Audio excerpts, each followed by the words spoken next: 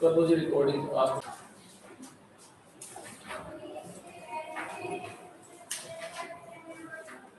चलो जी भाई, पहले डायग्राम बता देता हूँ, उसके बाद में अपन करते हैं।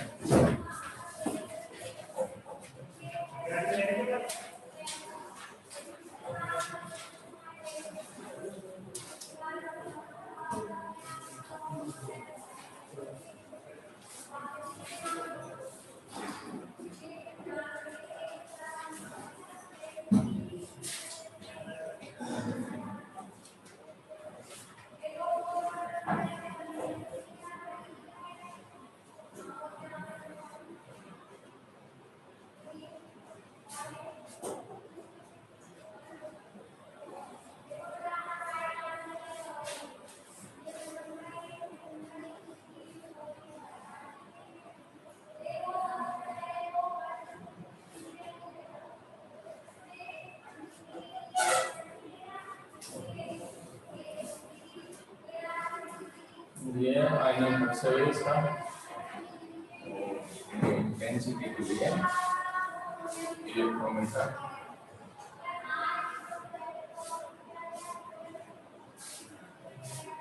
ये पैमाना,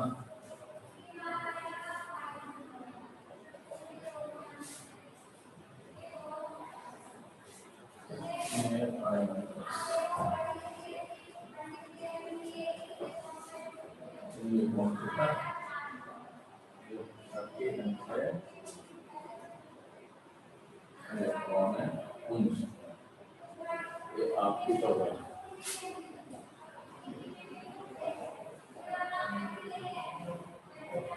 ये निकल का क्रिस्टल इलेक्ट्रॉन का।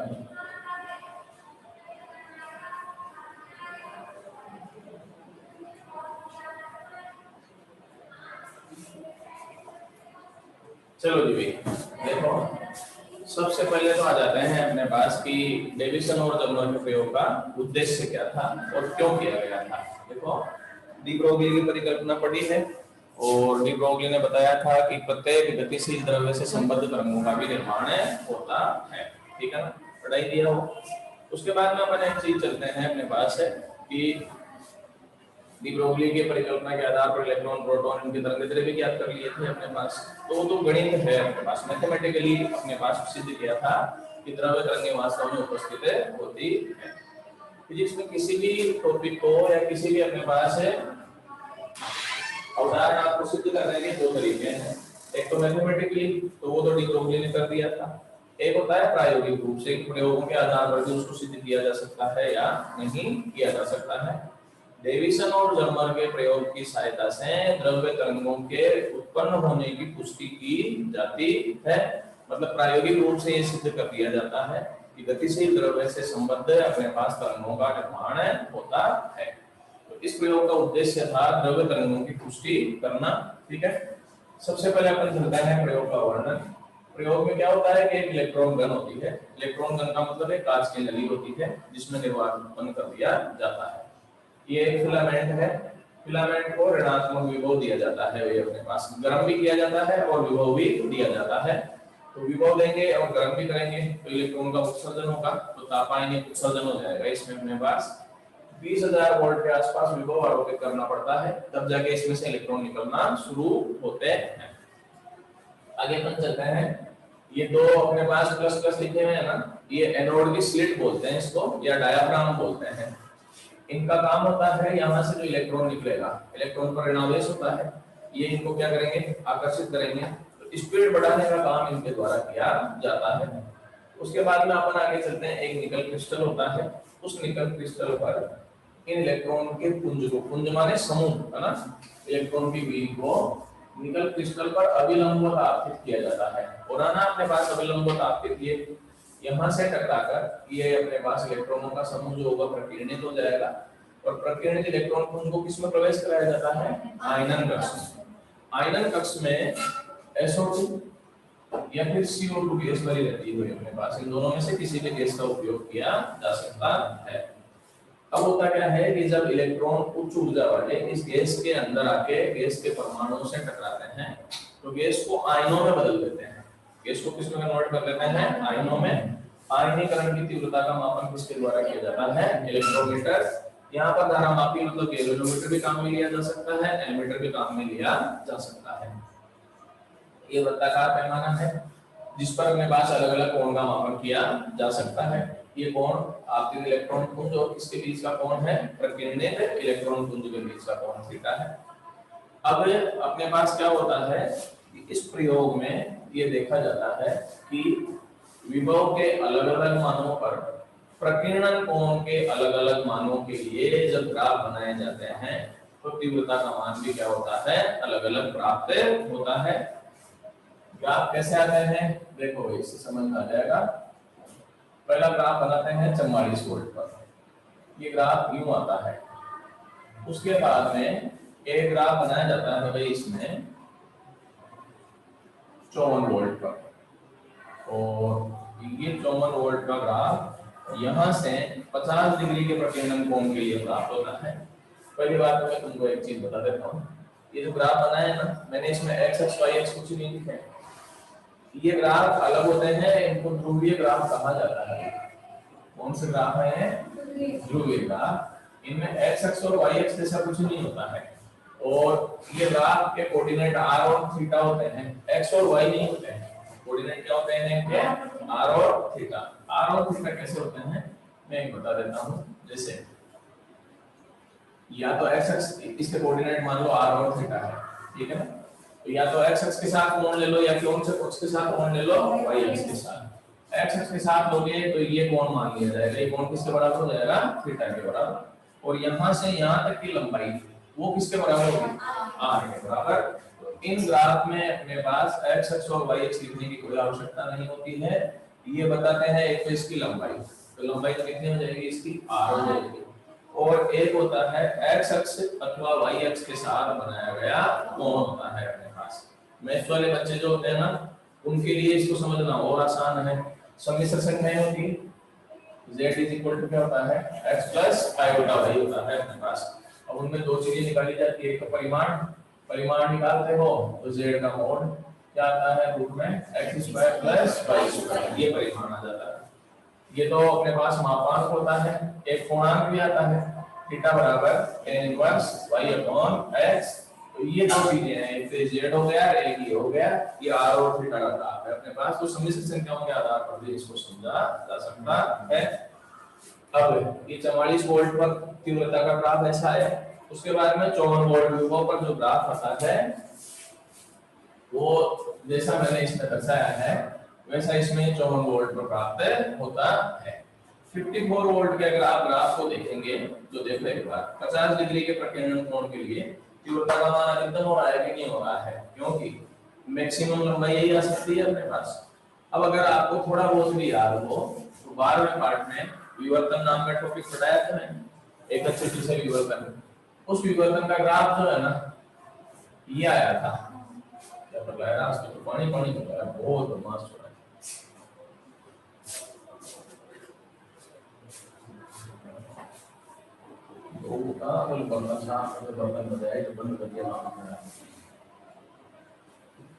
ये ग्राफ कराया था, आया था ग्राफ। ये केंद्रीय उच्चिष्ट होता है कि नहीं होता है अपने पास, जहां पर अधिकतम तीव्रता अपने को प्राप्त हो जाती है। ये ग्राफ और ये ग्राफ देख लो सेम जगह से आ रहे हैं कि नहीं आ रहे हैं अपने पास।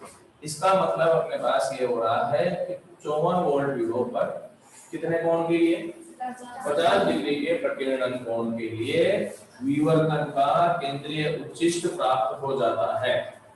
किसका उच्चिष्ट प्राप्त हुआ, विवर्तन का। अब आप सब जानते हैं कि विवर्तन तरंगों का मुख्य गुण होता है। विवर्तन किसका मुख्य गुण होता है, इसका मतलब इस प्रयोग में तरंगों का क्या हो, इसका इलेक्ट्रॉन का क्या हो रहा है, विवर्तन हो रहा है। अब विवर्तन तरंगों का मुख्य गुण है, इसका मतलब इलेक्ट्रॉन किसके रूप में गति कर रहा है इस समय, तरंगों के रूप में गति कर रहा है। मतलब द्रव्य तरंगों की पुष्टि हो जाती है, या फिर अपन ये कह सकते हैं इलेक्ट्रॉन की तरंगें उत्पन्न होने की पुष्टि इस प्रयोग के आधार पर हो जाती है। कई बार पूछा जाता है कि डेविसन और जर्मर के प्रयोग का क्या उद्देश्य है, तो उसमें कोई लिखना है कि इस प्रयोग में इलेक्ट्रॉन के विवर्तन की पुष्टि होती है, विवर्तन तरंगों का मुख्य गुण है, अतः द्रव्य तरंगों की पुष्टि की जाती है। आ गया समझ में अपने पास? ये 54 वोल्ट हो गया। ये 50 डिग्री के कोण के लिए अपने को यह मान प्राप्त होता है। अब एक बार आप लोग स्क्रीनशॉट ले लो, उसके बाद मैं आगे बढ़ूंगा।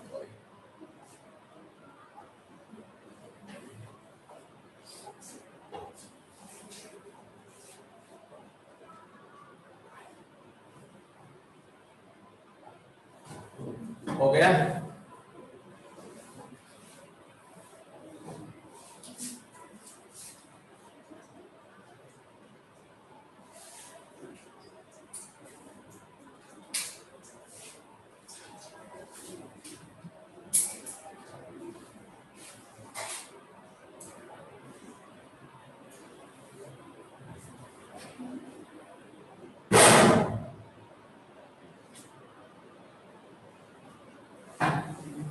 देखो भाई, ये तो प्रयोग के आधार पर ये पता तो चल ही गया अपने पास कि द्रव्य तरंगों की पुष्टि हो गई थी। अब इस प्रयोग के आधार पर एक चीज और अपने को मैं बता देता हूं आपको।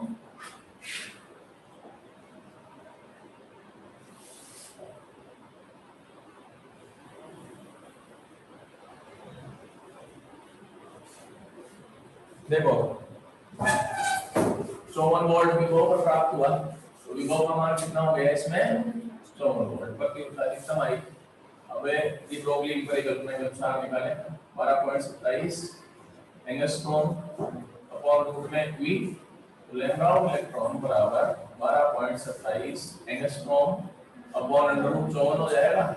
जब इसका मान आप निकालते हैं तो 1.65 एंगस्ट्रॉम इसका प्राप्त हो जाता है। 1.65 या 1.67 है, ठीक है ना? ये तो बात हो गई गणित के आधार पर जो डी ब्रोगली ने बताया था। आगे अपने पास क्या होता है कि एक्स किरणों का नाम तो सुना ही होगा सबने। एक्सरे जो होता है ना अपने पास, जैसे हड्डियां टूट जाती है तो अपने पास एक्सरे किया जाता है। एक्सरे के लिए या एक्स किरणों के लिए एक ब्रेग समीकरण प्राप्त किया जाता है। भाई क्या होता है ब्रेग समीकरण? अभी मैं डिराइव करूंगा तो समझ में आ जाएगा। एक ब्रेग समीकरण प्राप्त किया जाता है, वो का वो ही ब्रेग समीकरण इलेक्ट्रॉन के लिए भी प्राप्त किया जा सकता है। अब एक्स किरणें जो होती है वो तरंगें हैं, जो उनके लिए समीकरण है वो इलेक्ट्रॉनों के लिए है। इसका मतलब क्या होगा कि इलेक्ट्रॉन किसके रूप में व्यवहार कर रहा होता है? तरंगों के रूप में या एक्स किरणों के रूप में ही व्यवहार कर रहा होता है। तो इसके लिए ब्रेग समीकरण कैसे डिराइव करते हैं? देखो ये है इसका मेथड। ये निकल क्रिस्टल की संरचना है अपने पास। ये निकल के परमाणु है इसमें।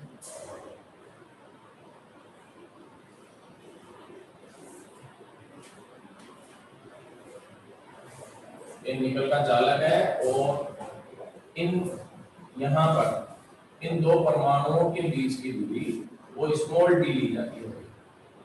ये स्मॉल डी के बराबर रहते हैं। एक इलेक्ट्रॉन यहाँ से आ रहा है, वो इससे टकराता है और टकरा के इधर चला जाता है। उसके बाद में अपन चलते हैं कि एक इलेक्ट्रॉन यहाँ से आ रहा है और वो टकरा के इधर चला जाता है, ठीक है?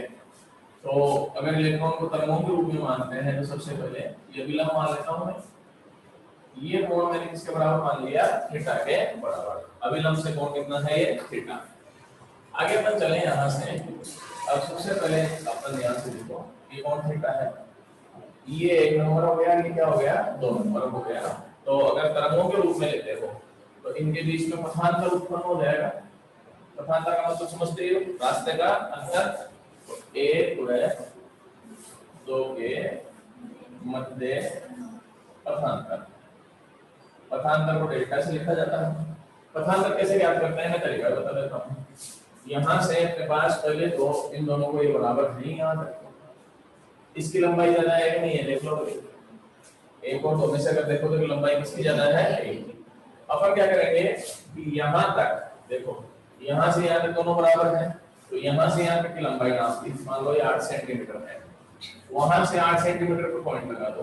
तो सपोज दैट कि ये पॉइंट यहाँ पर आ गया आपके पास, इसको इससे मिला दो तो ये ए हो गया, ये बी हो गया और ये क्या हो गया? सी। कितने का पथांतर हो गया? थोड़ा उसको समझिए। पथांतर कौन सा है इस त्रिभुज में? A B. तो पथांतर किसके बराबर हो गया? ए बी के बराबर। भाई जैसे ये दो अंगुलियां हैं, एक छोटी है एक क्या है? बड़ी है। तो इनमें से ये अंगुली इससे कितनी बड़ी है? यहाँ तक नाप लिया, जो एक्स्ट्रा हो जाएगा वो बराबर हो जाएगा। तुम्हारे में किसी के दिमाग में ये भी चल रही है कि बोले काट दो सर और टुकड़े को नाप लेंगे, बोले तो वो काम जो है ना तुम तुम्हारी अंगुली के साथ कर सकते हो, कोई दिक्कत नहीं, मना नहीं करेगा कोई भी। बोले सर की अंगुली यहाँ से काट देते हैं, ये तो बराबर हो गई, बचा हुआ टुकड़ा नाप लो, बोले इसमें इतनी दिक्कत की कोई जरूरत नहीं है, वो खुद के साथ कर सकते हो। तो पथांतर किसके बराबर हो जाएगा? ए बी के बराबर। अब एक चीज चले, ये कोण कितना हो गया? बोलो 90 माइनस थीटा, क्योंकि देखो ये विलंब है, ये कोण थीटा है। तो एक छोटा सा त्रिभुज जो है वो यहाँ बना देता हूँ, उससे आप लोगों को कई चीजें समझ में भी आ जाएगी इजीली। ये देखो ए हो गया, ये बी हो गया, ये कोण थीटा, ये कोण कितना हो गया? 90 माइनस थीटा। ये कोण 90 दिख रहा है आपको, ये कोण किसके बराबर हो जाएगा? थीटा के बराबर। त्रिभुज के तीनों कोणों का योग कितना होता है? 180। निकाल भी सकते हो, मान लो कि इसका मान x है, तो 90 minus theta plus 90 plus x बराबर 180। ये इससे खत्म हो गया, ये इधर चला जाएगा, तो ये कोण किसके बराबर हो जाएगा? तो ये 90 माइनस थीटा, ये कोण वापस किसके बराबर हो जाएगा? थीटा के बराबर हो जाएगा। थीटा के सामने की भुजा ये क्या होगी बताओ? लंब। 90 के सामने की भुजा ये क्या हो जाएगी? आधार की अपने को जरूरत नहीं है, लंब और कर्ण की आवश्यकता है, तो लंब और कर्ण लिख लीजिए इसमें। अब अपन चले, तो ये बात हो गई लंब और कर्ण की। तो देखें साइन थीटा निकालें, त्रिभुज ए बी सी से साइन थीटा लंब बटे कर्ण ए बी अपॉन कर्ण डायरेक्टली डी लिख दो, बोली ये रहा ऐसी, इसके बराबर हो गया बी के बराबर, बी को इधर गुणा करो, ए बी किसके बराबर हो गया? डी साइन थीटा के बराबर हो गया, और बी डेल्टा के बराबर हो गया। ये डेल्टा बराबर क्या हो गया बताओ? डी साइन थीटा हो गया। अब अपन जानते हैं विवर्तन में पढ़ाया था, डेल्टा बराबर क्या होता है? tan lambda. निम्नलिखितों के लिए सेम क्या रहेगा? n लैम्डा बराबर क्या आएगा? d sin theta. इसको ब्रेक समीकरण कहते हैं। कौन सा समीकरण है ये? ब्रेक समीकरण। यही समीकरण x कणों के लिए प्राप्त होता है, ये इलेक्ट्रॉनों के लिए प्राप्त हुआ। इसका मतलब इस समय इलेक्ट्रॉन किसके रूप में व्यवहार कर रहा है? तरंगों के रूप में व्यवहार कर रहा है। अब n बराबर 1 लेने पर लैम्डा बराबर क्या हो जाएगा? d sin theta. d का मान निकल के दो परमाणुओं के बीच की दूरी फिक्स होती है, 2.15 एंगस्ट्रॉम होती है। ये हमें उसका कारण भी है, आपने केमिस्ट्री में क्रिस्टल जालक वगैरह पढ़े होंगे ना, तो उसमें कोण भी फिक्स होते हैं, इसीलिए फिर वो एकंताक्ष, द्विअंताक्ष, द्विसमलंबाक्ष होते हैं सारे के सारे। उसमें कोण कितना होता है? तो कोण भी फिक्स होते हैं क्रिस्टलों में, और दूरियां भी फिक्स होती है। ये निकल के दो परमाणुओं के बीच की दूरी कितनी होती है इसमें? 2.15 एंगस्ट्रॉम। थीटा का मान कितने पर आया था? 50 पर। तो लैम्डा इज इक्वल टू क्या आएगा? 2.15 एंगस्ट्रॉम इनटू sin 50, और 2.15 sin 50 का मान होता है 0.766, तो ये आ गया 1.67 एंगस्ट्रॉम। एक बार ये देखो, एक बार ये देखो, एग्जैक्टली बराबर तो नहीं है पर लगभग बराबर है कि नहीं है अपने पास। ये तो हो गया सैद्धांतिक मान, क्योंकि डी ब्रोगली ने गणित के आधार पर निकाला था। ये प्रायोगिक मान हो गया कि नहीं हो गया? तो प्रायोगिक मान और सैद्धांतिक मान दोनों बराबर प्राप्त होते हैं, अतः अपने पास इलेक्ट्रॉन के विवर्तन की मतलब द्रव्य तरंगों की पुष्टि हो जाती है। तो ये गणितीय मान भी ये दोनों बराबर हो गए अपने पास, ठीक है। एक चीज और बता देता हूँ, निकल के दो जालकों के बीच की दूरी ये कैपिटल डी ली जाती है। क्या ली जाती है? ये कैपिटल डी लेते हैं, और इसका मान भी फिक्स है 0.92 एंगस्ट्रॉम। तो इसमें कौन सी चीजें क्या है वो मैं लिख भी देता हूँ। निकल के जालकों के मध्य दूरी,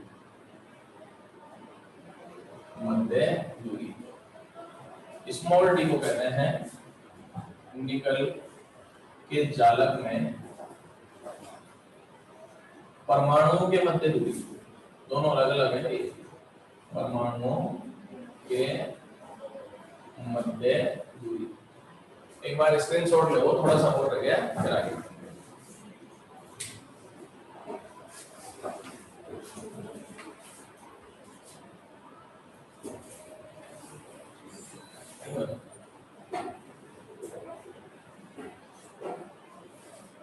हो गया भाई? चलो आज तो क्लियर है वीडियो वगैरह सब।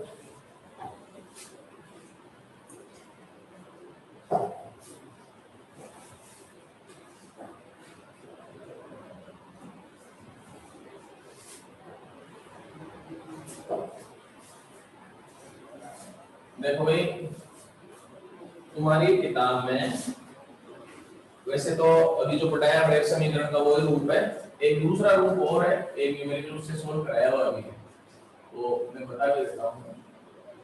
ब्रेक समीकरण का अन्य रूप ये यूं है, 2d sin फाई बराबर n। अब कैपिटल डी तो बता ही दिया अपने पास। ये जो फाई है ना, इसको बोलते हैं पृष्ठ सर्पी कोण। क्या बोलते हैं इसको? सर्पी कोण है। थीटा तो पढ़ा ही चुका था, ये विवर्तन कोण भी कहते हैं इसको, या प्रकीर्णन कोण, चित्र में है ही वो। और थीटा और फाई में क्या संबंध होता है वो मैं बता देता हूँ अपने पास। ये संबंध होता है भाई 2 फाई प्लस थीटा बराबर 180 डिग्री होता है। तो फाई का मान कितना हो जाएगा? 180 माइनस थीटा और इसके आधार पर अगर मान निकालेंगे, थीटा बराबर कितने पर आया था? 50। तो क्या आएगा फाई का मान?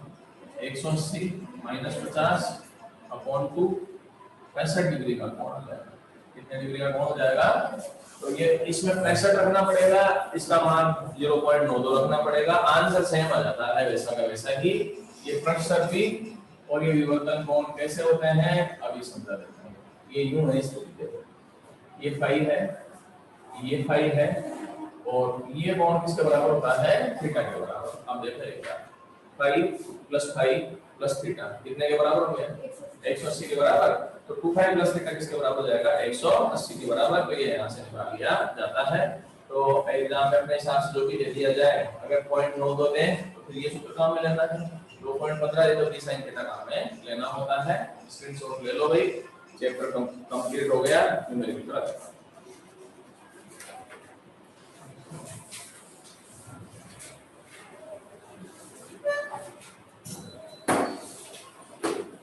हो गया।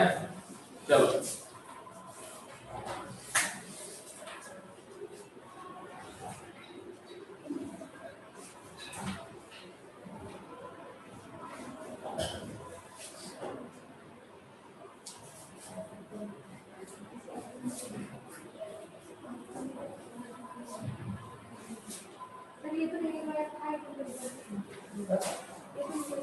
एनिस्टर सिद्धांत लिख रहे हैं तुम लोगों को।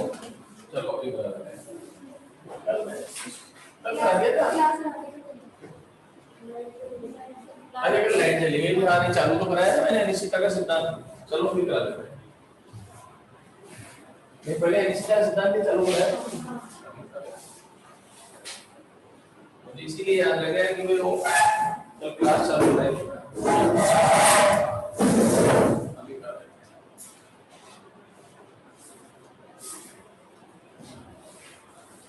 हाइजेनबर्ग का अनिश्चितता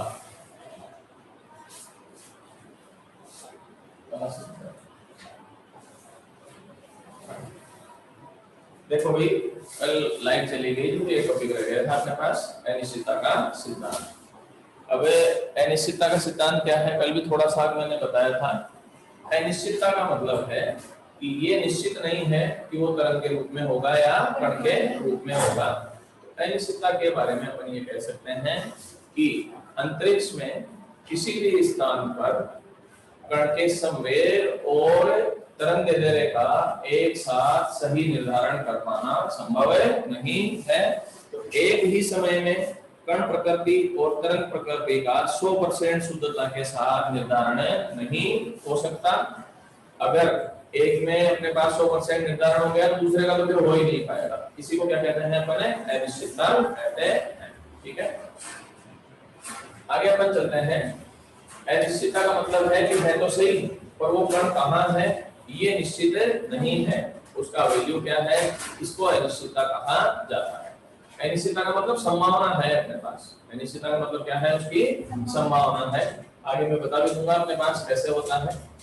सबसे पहले हाइजेनबर्ग ने ये भी बताया कि यदि स्थिति में अनिश्चितता कोई कण है, स्थिति में अनिश्चितता डेल्टा एक्स और संवेग में अनिश्चितता डेल्टा पी हो,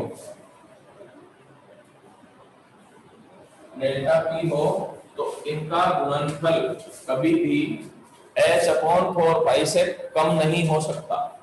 h/4 से कम नहीं हो सकता तो क्या हो सकता है, ज्यादा हो सकता है और बराबर हो सकता है। तो अपन ये लिख सकते हैं डेल्टा x डेल्टा p इनका गुणनफल कभी भी h/4 से कम नहीं हो सकता, तो ज्यादा तो हो ही सकता है अपने पास। अब आते हैं ये डेल्टा x चीज क्या है ना भाई, अनिश्चितता जो है डेल्टा x है ये क्या है, इसका तरीका बता देता हूं मैं। जैसे तुम्हारी क्लास है ना, ठीक है, अब तुम्हारी क्लास में एक लड़का जो है वो लास्ट वाली लाइन में बैठता है, ठीक है, लेकिन वो लास्ट वाली लाइन में कभी वहां बैठता है कभी कहां बैठता है, मतलब फिक्स नहीं है उसकी जगह। ये तो पक्का पता है कि भाई इस लाइन में बैठता है वो लास्ट वाली लाइन में, लेकिन वो जगह बदलता रहता है। आज उसका दोस्त वहां बैठ गया तो उधर बैठ गया, कभी उधर बैठ गया अपने पास। तो उस लड़के की स्थिति निश्चित हुई या अनिश्चित हुई है, अनिश्चित हो गई। अब आते हैं कि वो अलग अलग जगह बैठता है, तो उसकी स्थिति में अनिश्चितता किसके बराबर होगी, उसकी स्थिति में अनिश्चितता किसके बराबर होगी, वो पूरी लाइन की लंबाई के बराबर। किसके बराबर होगी, पूरी लाइन की लंबाई के बराबर। मान लो कि जो पीछे वाली लाइन है वो 20 फीट लंबी है, तो इसका मतलब ये है कि वो पूरी लाइन में कहीं भी बैठ सकता है कि नहीं बैठ सकता है। तो अपन ये कह सकते हैं कि जैसे मान लो कि रमेश है वो लड़का, तो अपन ये कह सकते हैं कि वो रमेश नाम का जीव जो है वो पीछे वाली लाइन में कहीं ना कहीं जरूर पाया जाएगा। कहाँ पाया जाएगा ये निश्चित नहीं है, यही अगर निश्चित हो जाए तो फिर तो अनिश्चितता ही नहीं रही अपने पास। तो अनिश्चितता का मतलब ये हो गया कि पूरी लाइन की लंबाई किसके बराबर हो जाएगी, उसकी स्थिति में अनिश्चितता के बराबर। अब तो समझ में आ गया डेल्टा एक्स का क्या मतलब होता है अपने पास, इतनी दूरी में वो कहीं ना कहीं जरूर उपस्थित रहेगा। तो डेल्टा एक्स इनका गुणनफल कभी भी h/4 से कम नहीं हो सकता, तो ज्यादा हो सकता है बराबर हो सकता है। तो delta X delta P is greater than और equal to h cross by 2 भी लिखते हैं, जहां पर h क्रॉस किसके बराबर मानते हैं अपन, h/2 होता है। h को जानते हो प्लान का नियतांक है 6.6, तो square R minus 34 joule into second इसका मान रखो। आगे अपन चलते हैं, अब एक उदाहरण बता देता हूं। यदि किसी कण की स्थिति का मापन 100% शुद्धता से हो जाए, मान लो कि किसी कण की स्थिति का मापन 100% शुद्धता से हो जाए, तो फिर डेल्टा एक्स का मान कितना होगा शुद्धता में, 0। अब अनिश्चितता है ही काम, क्योंकि 100% शुद्धता से हो गया कि नहीं हो गया। जैसे रमेश का पता चल गया कि वो उसी जगह बैठता है, तो फिर अनिश्चितता किसके बराबर हो गई, 0 के बराबर। तो डेल्टा एक्स 0 हो गया, तो डेल्टा पी फाइंड करना है। इस समय में अनिश्चितता कितनी होगी, डेल्टा एक्स डेल्टा पी बराबर का चिन्ह ले लो h/4 तो डेल्टा पी बराबर h/4 डेल्टा एक्स हो जाएगा, इसका मान 0 रखो, 4 × 0। संवेग में अनिश्चितता किसके बराबर हो जाएगी, अनंत के बराबर। अनंत का मतलब मापन नहीं किया जा सकता, तो इस स्थिति में उसके संवेग का मापन करना संभव नहीं है। आगे पर एक और चीज करते हैं। हाइजेनबर्ग ने ये बताया था कि delta E delta T greater than और इक्वल टू h/4। ऐसे ही delta E delta T is greater than और equal to h cross by 2। अब डेल्टा ई को किसमें अनिश्चितता है, ऊर्जा में अनिश्चितता है। ये तो है ऊर्जा में अनिश्चितता। तो डेल्टा टी किसमें है भाई? समय में अनिश्चितता है। तो इस सिद्धांत के अनुसार ऊर्जा में अनिश्चितता तथा समय में अनिश्चितता का गुणनफल भी h/4 से कम नहीं हो सकता, तो ज्यादा हो सकता है और बराबर हो सकता है। स्क्रीनशॉट ले लो, ये काम करना।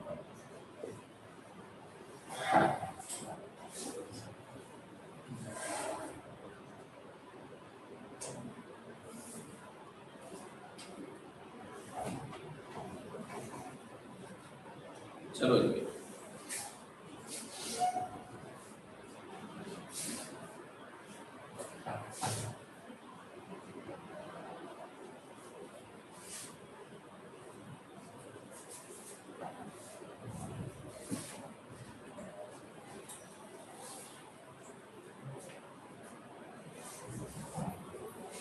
नाम दे दो एक दो न्यूमेरिकल प्रोग्राम है।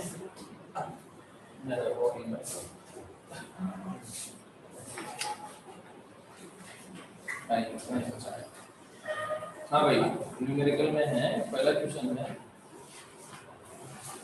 319 पेज नंबर पे है भाई, है ना? ये है फर्स्ट क्वेश्चन।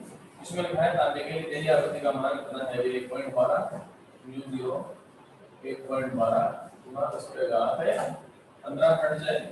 और ये कह रहे हैं कि इसके पृष्ठ पर लैम्ब्डा बराबर 25 से 30 एंगस्ट्रॉम का प्रकाश आपतित होता है। तो आगे फलन और निरोधी विभव की गणना करो। फाई 0 क्या करना है और निरोधी विभव भी क्या करना है। फाई 0 का सूत्र बोलो, h न्यू 0।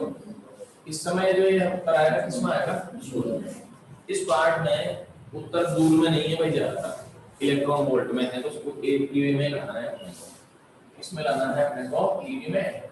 ईवी में लाओगे तो किससे भाग दे दोगे बताओ? इससे भाग दो। इलेक्ट्रॉन के आवेश क्या मान आएगा बताओ? 6.6 माइनस 34 1.12 10 पे घात 15। इलेक्ट्रॉन का आवेश 1.6 10 पे घात माइनस का 19 और फाई 0 का मान 4.64 है क्या? 4.64 इलेक्ट्रॉन वोल्ट। आगे अपन चलते हैं। इसमें निरोधी विभव पूछा है। एक सूत्र आता है Eg0 Sc/λ माइनस फाई 0 बटा चुका हूं मैं ये सारा का सारा, ठीक है? V0 बराबर क्या है बताओ? Sc/λ माइनस फाई 0/T हो जाएगा। अब मैं एक सीधा मान बता देता हूं। ये जो है ना Hc/T, इसका मान होता है 12420 एंगस्ट्रॉम। कितना मान होता है इसका? 12420 एंगस्ट्रॉम। ये कैलकुलेट करके निकाला हुआ है ये अपने पास, ठीक है? और कई बार इसका मान ये भी ले लेते हैं, 1242 नैनोमीटर लेते हैं अपने पास, ठीक है? Into EV. ऊर्जा जो है अपने पास किसमें आनी चाहिए? ईवी में आ जानी चाहिए।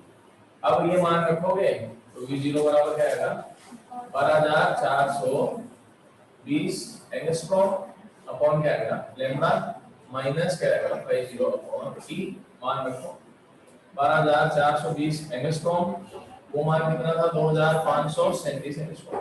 कट गया, आसान कर गया मामला। बात करने में बहुत दिक्कत आती है अपने पास। डी ब्रोगली की एक्सप्लेनेशन नहीं की थी क्या? कल करा देंगे भाई मैं।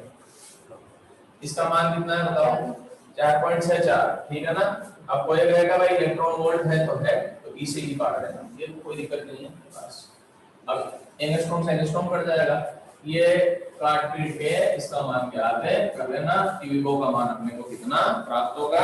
टाइम हो गया है भाई, स्क्रीनशॉट ले लो। कल मेरे को याद दिला देना डी ब्रोगली की परिकल्पना वाला हो गया था, छोड़ा था क्या वो परमाणु वाले पार्ट में एक टॉपिक, वो करा देंगे भाई।